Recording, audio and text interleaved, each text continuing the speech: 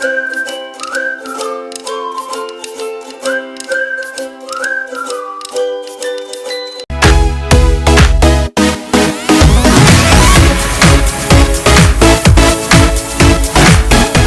Question answers.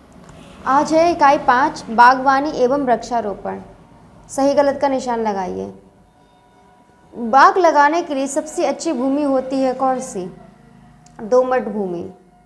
फल वृक्ष लगाने का सर्वोत्तम समय होता है कब? जुलाई। जुलाई में फलों वाले वृक्ष लगाने चाहिए। बाग में सिंचाई की उत्तम विधि है ड्रिप सिंचाई। प्रश्न 2, रिक्त स्थानों की पूर्ति कीजिए। का बाग में पतझड़ वाले पौधे दिसंबर से फरवरी में लगाना चाहिए। खा बाग लगाने का गड्ढे खोदने का सर्वोत्तम समय मई जून है। गा बाग में पौधे लगाने का सर्वोत्तम समय जुलाई अगस्त है।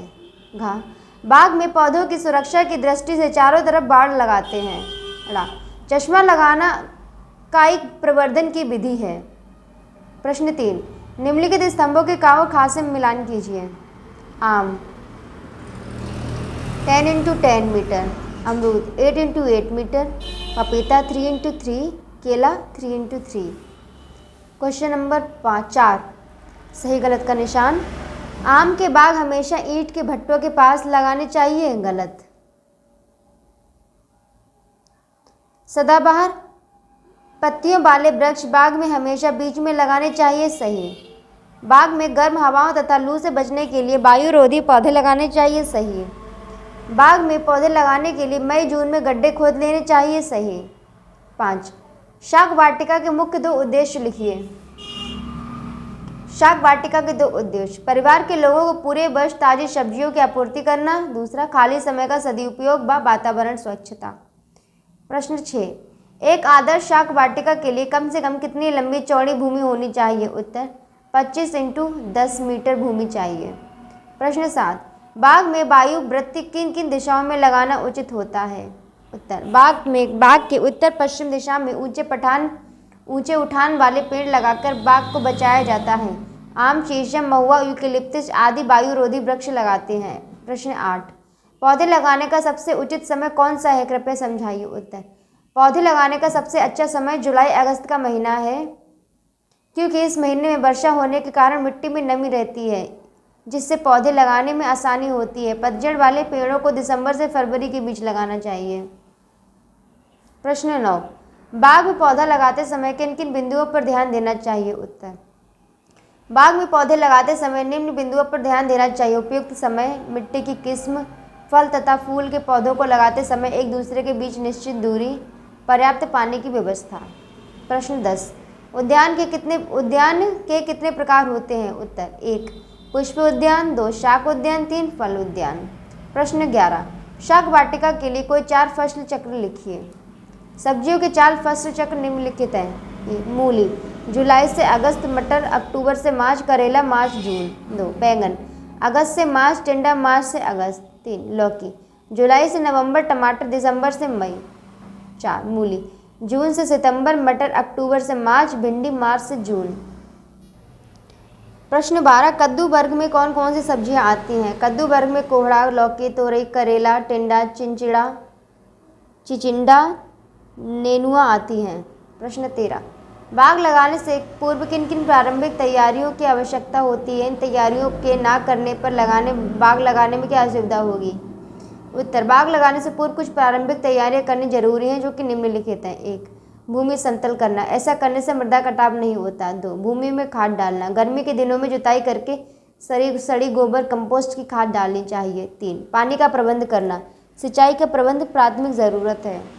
4, जंगली जानवरों का अनावश्यक प्रवेश रोकना। 5, वायुरोधी पौधे लगाना। 6, श्रमिक आवास एवं सड़कों का निर्माण। 7, जल विकास का प्रबंध। 8, क्षेत्रों का विभाजन। 9, खाद के गड्ढे बनाना। उपरोक्त प्रकार की तैयारियां न करने पर उसकी सजा अंतिम समय तक भुगतनी पड़ती है। प्रश्न 14, बाग में पौधे किन किन विधियों से लगाए जाते हैं? जिनमें से किसी एक का सचित्र वर्णन कीजिए। बाड़ लगाने की विधियां। वर्गाकार विधि, यह अच्छी और सरल विधि है। इसमें 2 पंक्तियों के 4 पौधे वर्ग बनाते हैं। आयताकार विधि, पंक्ति से पंक्ति की दूरी पौधों की आपसी दूरी से अधिक होती है। त्रिकोण विधि वर्गाकार विधि जैसी ही है, अंतर यह है कि पंक्ति में पौधों को पहली के पौधे के सामने न रखकर उसके बीच त्रिकोण रूप में लगाते हैं। पंचभुजाकार विधि इस विधि में 4 पौधों के मध्य एक पौधा लगाया जाता है जो अस्थायी होता है, इसे बाद में काट दिया जाता है, इसे पूरक विधि भी कहते हैं। षटकोण विधि इसमें वर्गाकार से 15% पौधे अधिक लगाए जाते हैं। यह विधि शहर के पास ही भूमि के लिए अधिक उपयुक्त होती है। इस विधि को समद्विबाहु त्रिभुज विधि भी कहते हैं। प्रश्न 15 वृक्षारोपण करने से क्या लाभ है, सविस्तार लिखिए। उत्तर वृक्षारोपण में फल वृक्षों के अलावा कुछ विशेष स्थानों पर विशेष तरह के वृक्षों को लगाया जाता है। इन वृक्षों की पर्यावरण प्रदूषण को नियंत्रित करने में अहम भूमिका होती है।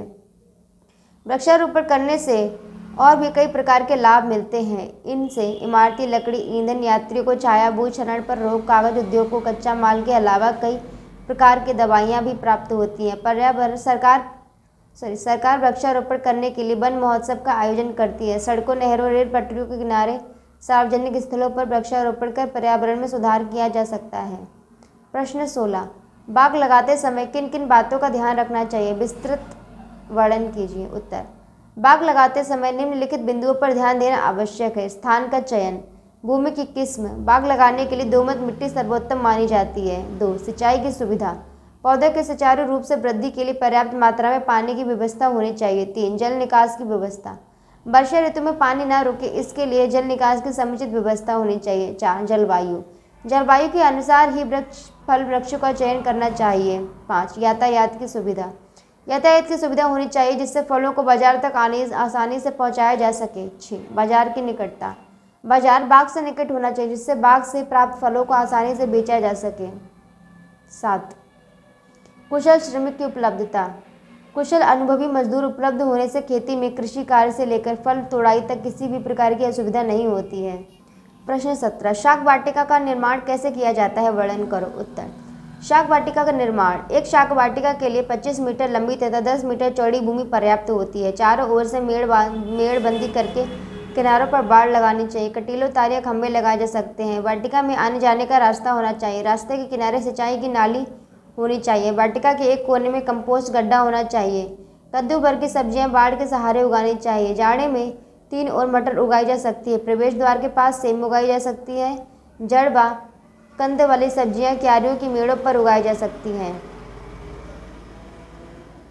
वाटिका में फूलों के साथ साथ पपीता, नींबू, अंगूर, फालसा भी लगाए जा सकते हैं। पर्याप्त भूमि होने पर आंवले का पेड़ भी लगाया जा सकता है।